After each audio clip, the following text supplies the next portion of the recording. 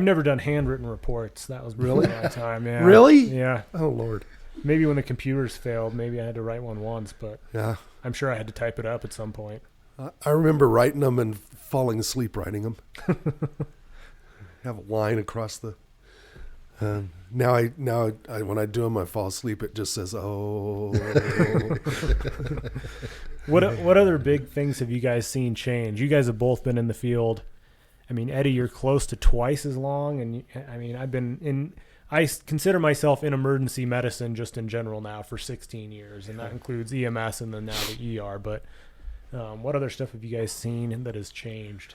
Well, if I can, just wanted to go back when you were talking about AI involved in the ambulance transport business. Mm-hmm.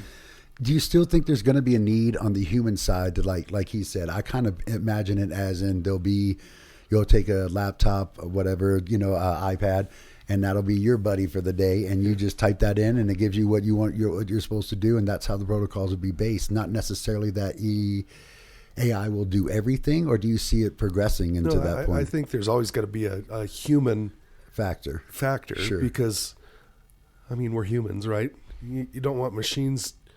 No. And I meant on the sense of, they're talking about driverless cars. Oh, yeah. Well, I see that, though. So, maybe 20 years, 30 years, you may not have a partner necessarily. Oh, that's crazy.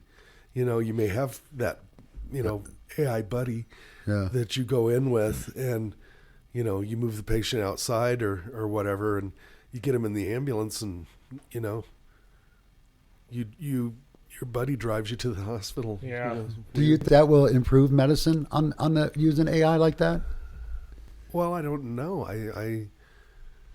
Well, you said it was correct about 75% of the time. Yeah, but the thing is, though, Eddie, is you got to think about that.